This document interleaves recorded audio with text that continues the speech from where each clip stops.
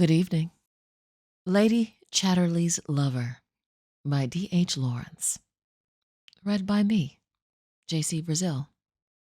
Are you ready?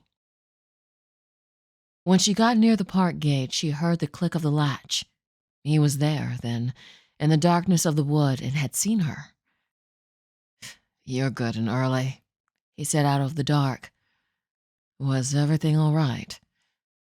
"Perfectly easy."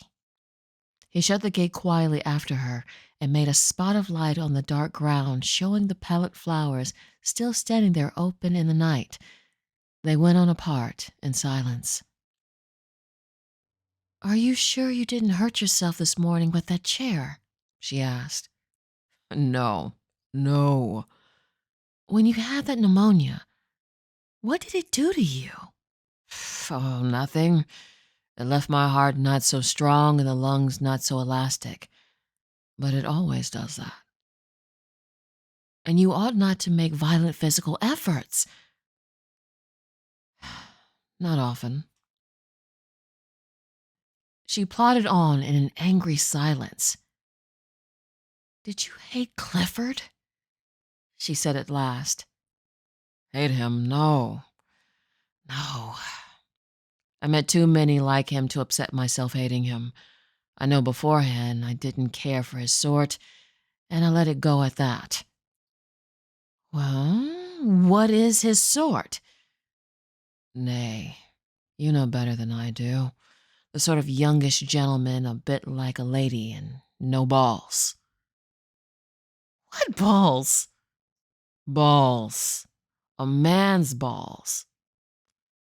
She pondered this. "But is it a question of that?" she asked, a little annoyed.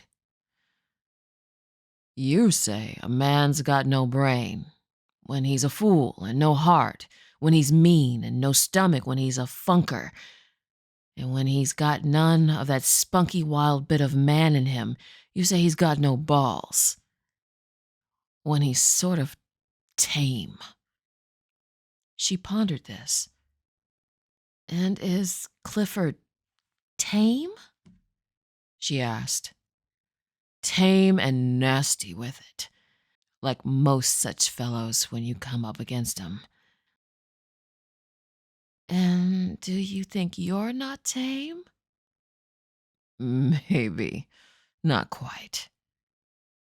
At length she saw in the distance a yellow light. She stood still. "There is the light," she said. "I always leave a light in the house," he said. She went on again at his side, but not touching him, wondering why she was going with him at all.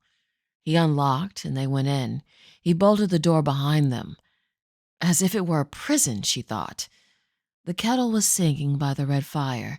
There were 2 cups on the table. She sat in the wooden armchair by the fire. It was warm after the chill outside. "I'll take off my shoes.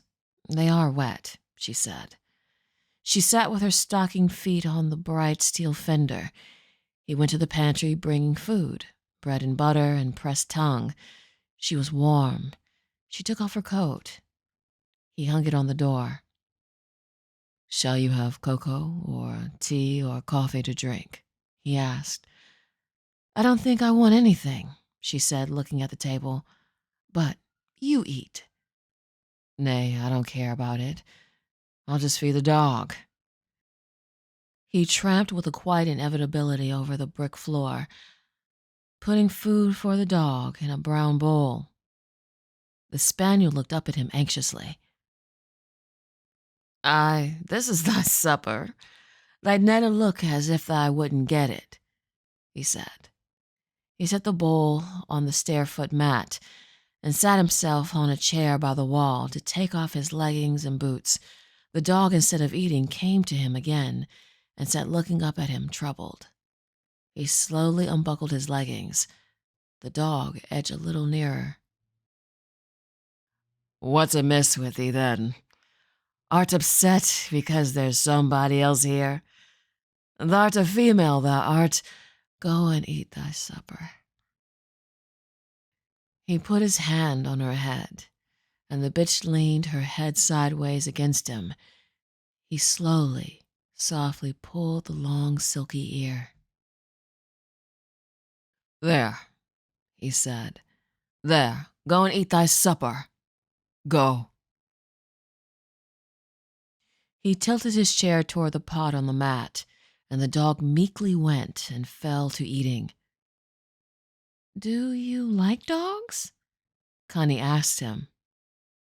"No, not really. They're too tame and clinging."